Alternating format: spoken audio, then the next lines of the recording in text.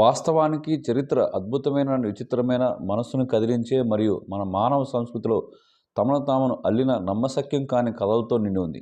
ఈ కథనాలు మానవ చరిత్ర యొక్క గమనాన్ని, పతనానికి లేదా మార్చడానికి కారణం కాకపోవచ్చు. Hi friends, welcome back to our channel. ఈరోజు ఈ వీడియోలో చరిత్రలో కొన్ని విచిత్రమైన సంఘటనల యొక్క విశేషాలను మీతో షేర్ చేసుకోబోతున్నాను. ఇంకెందుకు ఆలస్యం,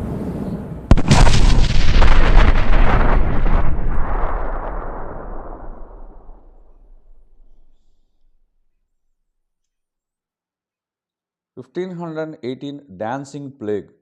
జూలై 1518లో ఒక యువతి ఇప్పుడు ఫ్రాన్స్ ప్రావిన్స్లో ఉన్న స్ట్రాస్బర్గ్ సిటీ వీధుల్లో నృత్యం చేయడం ప్రారంభించింది. ఇతర పట్టణ ప్రజలు చేరారు. వారందరూ డ్యాన్స్ చేస్తూనే ఉండాలని అనింద్రియత కోరికను కలిగి ఉన్నారని చెప్పారు. అనేక వందల మంది ప్రజలు డ్యాన్స్ చేయాలని భావించేంత వరకు డ్యాన్స్ జ్వరం వ్యాపించింది. ఒక్కసారి డ్యాన్స్ చేయడం స్టార్ట్ చేస్తే ఇంకా ఆపలేరు. రోజులు వారాలుగా మారడంతో దాదాపు స్థిరమైన డ్యాన్స్ దాని నష్టాన్ని పొందడం ప్రారంభించింది. అలసట, డీహైడ్రేషన్, ఇంకా గాయాల కారణంగా డ్యాన్స్ చేసేవారు కుప్పకూలిపోయారు. వాళ్ళలో కొంతమంది చనిపోయారు కూడా. ఇది స్టార్ట్ అయిన వెంటనే డ్యాన్స్ ప్లే కూడా ఆగిపోయింది. విచిత్రమైన డ్యాన్స్ బాధకు కారణం ఇంకా తెలియదు. అయితే చాలా విస్తృతంగా ఆమోదించబడిన సిద్ధాంతం ఏంటంటే ఇది మాస్ హిస్టీరియాగా అంటారు. వాయినించ్ మనుస్క్రిప్ట్ రచయిత ఎవరో తెలియదు. ఈ పుస్తకం 15వ శతాబ్దానికి చెందింది అని చెప్పబడింది. పుస్తకం మొత్తం తెలియని మరియు అర్థం చేసుకోలేని భాషలో వ్రాయబడింది. చేతితో వ్రాసిన స్క్రిప్ట్ కొన్ని ప్రత్యేకమైన భాషా లక్షణాలను ప్రదర్శిస్తుంది, కానీ ఇప్పటి వరకు ఎవరూ దానిని ట్రాన్స్లేట్ చేయలేకపోయారు. వాయినించ్ మనుస్క్రిప్ట్లో దృష్టాంతాలు కూడా అంతే అస్పష్టంగా ఉన్నాయి. అద్భుతమైన వివరాలతో ఆనందంగా గీసిన పుస్తకంలోని కళాకృతులు మొక్కలు, నక్షత్రాలు, పటాలు మరియు మానవుల కంటి బొమ్మలను చూపుతాయి. కానీ వర్ణించబడిన మొక్కలు తెలిసిన మొక్కలతో సరిపోవడం లేదు. ఇంకా వ్యక్తులు విచిత్రమైన ఫ్యాంటసీ లాంటి దృశ్యాలతో చూపించబడ్డాయి. ఈ పుస్తకాలన్నీ ఎవరు రాశారో, ఎందుకు రాశారో, ఏం చెబుతుంది అనేది పరిశోధకులకు ఇప్పటికీ రహస్యంగానే ఉండిపోయింది. 1970 యొక్క పేలుడు వేల్ 45 అడుగుల పొడవున్న మరియు దాదాపు 8 టన్నుల బరువున్న ఒక పెద్ద తిమింగలం యొక్క మృతదేహం నవంబర్ 9, 1970న ఒరెగాన్లోని ఫ్లోరెన్స్లో బీచ్లో కొట్టుకుపోయినప్పుడు స్టేట్ హైవే డిపార్ట్మెంట్ యొక్క తీర ప్రాంత నిర్వహణ విభాగం వద్ద ఒక తిమింగలం ఉంది. వారి చేతుల్లో ఉన్న సమస్య కుళ్ళిన, దుర్వాసనతో నిండిన గందరగోళాన్ని సృష్టించే ముందే భారీ తిమింగలాన్ని ఎలా తొలగించాలి. ఎవరైనా మృతదేహాన్ని డైనమేట్ చేయాలి అనే అద్భుతమైన ఆలోచన కలిగి ఉన్నారు. అన్నిటికంటే హైవే నుండి పెద్ద పెద్ద బండరాలను క్లియర్ చేసేటప్పుడు ఈ విధానం బాగా పనిచేస్తుంది.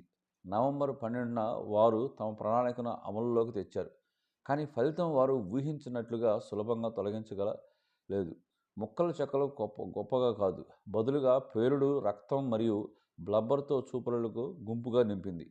తిమింగలం యొక్క భాగాలు గాలిలోకి కాల్చిన వాటిని అంతా చెల్లాచెదురు చేశాయి.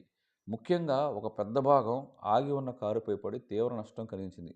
కొన్ని వారాల తర్వాత పట్టణం కుళ్ళిన తిమింగలం యొక్క వాసన, ఎందుకంటే ప్రతి చోట దాని చిన్న మొక్కలున్నాయి. 1908 తుంగస్కా ఈవెంట్. జూన్ 30, 1908న తుంగస్కా నదికి సమీపంలో సైబీరియాలోని మారుమూల మరియు జనావాసాలు లేని ప్రాంతంలో ఒక శక్తివంతమైన మరియు రహస్యమైన పేలుడు హఠాత్తుగా చీలిపోయింది.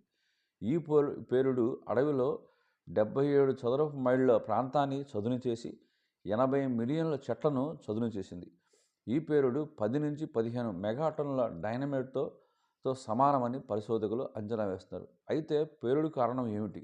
ఎవరూ ఖచ్చితంగా చెప్పలేరు. కానీ చాలామంది శాస్త్రవేత్తలు ఇది ఒక తోకచుక్క లేదా ఉల్కాపాతం, భూమి యొక్క వాతావరణంలోకి ప్రవేశించడం వల్ల సంభవించిన గాలి పేలుడని నమ్మారు. ఇతర సిద్ధాంతాలు సహజ వాయువు లేదా బ్లాక్ హోల్స్ను నిందిస్తున్నాయి. ఒక్కటి మాత్రం నిజం, ఏది భూమిని తాకలేదు. మరైతే ప్రభావం చూడాలంటే అది పేలింది. ఎలా జరిగింది ఇది? 1780 చీకటి దినం. 1780లో న్యూ ఇంగ్లాండ్లోని నివసిస్తున్న ప్రజలు ఇప్పటికీ విప్లవ యుద్ధంతో వ్యవహరిస్తున్నారు. అవి కనిపించినప్పుడు వారిపై కొత్త ముప్పు ఏర్పడింది. ఆ సంవత్సరం మేలో ప్రజలు ఎప్పట్లాగే ఎండతో మేలుకున్నారు, కానీ మధ్యాహ్నానికి సూర్యుడు అకస్మాత్తుగా అదృశ్యమయ్యాడు. దీంతో ఆ ప్రాంతం అంతా అంధకారంలోకి మిగిలిపోయింది. పక్షులు పాడటం మానేశాయి, కోళ్లు మూగబోయాయి, భూమి మీద నిత్తని శబ్దం అలుముకుంది. ఇది రాబోయే అపోకలిప్స్కి సంకేతమని చాలామంది నమ్మారు. చీకటి దుప్పటికి ప్రతిస్పందనగా వారు తమ కొవ్వొత్తులను వెలిగించి మోక్షం కోసం ప్రార్థించారు. వారి ప్రార్థనలు ఫలించబడ్డాయి. మరుసటి రోజు సూర్యుడు తిరిగి వచ్చాడు. లేదో 1770 నాటి డార్క్ డే గ్రహణం యొక్క ఫలితమో కాదో నేడు ఆ కాంతి అస్పష్టంగా ఉందని వాతావరణ శాస్త్రవేత్తలు భావిస్తున్నారు. కాటంగ్లీ ఫెయిరీస్ హాక్స్. షెర్లాక్ హోమ్స్ పుస్తకాలు రాసినటువంటి సర్ ఆర్థర్ కోనన్ డైల్తో సహా యక్షునుల ఉనికికి ఫోటోగ్రాఫిక్ ప్రూఫ్ ఉందని నమ్మేలా ఇద్దరు చిన్నారులు చాలామందిని మోసగించగలిగారని ఆలోచించడం ఆశ్చర్యంగా ఉంది. అమ్మాయిలు కజిన్స్ ఫ్రాన్సిస్ గ్రిఫిత్ మరియు ఎల్సీ రైట్స్. ఎల్సీ తండ్రి కెమెరాను ఉపయోగించి చిన్న రెక్కలున్న యక్షునులతో పరస్పరం సంభాషిస్తున్న ఫోటోగ్రాఫిక్ శ్రేణిని తీయడానికి ఉపయోగించారు. ఈ ఫోటోలు ఇంగ్లాండ్లో విస్తృతంగా ప్రచారంలోకి వచ్చాయి. వారు అతీంద్రియ జీవులపై కొత్త ఆసక్తిని రేకెత్తించారు. అమ్మాయిలకు సర్ ఆర్థర్ కోనన్ డైల్తో సహా అనేక మంది ప్రసిద్ధి చెందిన మద్దతుదారులు. వారు ఫొటోస్ని నిజమని హృదయపూర్వకంగా విశ్వసించారు. ఒక సమస్య మాత్రమే ఉంది. వారు కాదు, దశాబ్దాల తర్వాత బాలికలు తమ ప్రసిద్ధ ఫోటోగ్రాఫిక్స్ ప్రదర్శించడానికి ఒక పుస్తకం నుండి క్లిప్ చేసి సన్నని కర్రలపై అతికించిన దేవకన్యల కాగిత కటౌట్ను ఏర్పాటు చేసినట్లు కూడా ఒప్పుకున్నారు. ఇవండి ఈ వీడియోలోని విశేషాలు, ఈ వీడియోలో ఉన్నటువంటి రహస్యాలు. మరి ఈ వీడియో కనుక నచ్చినట్లయితే లైక్ చేయండి, షేర్ చేయండి, సబ్స్క్రైబ్ చేసుకోవడం మర్చిపోకండి. మళ్ళీ ఇంకో మంచి వీడియోతో మీ ముందుకు వస్తాను. అంతవరకు take care, see you, bye.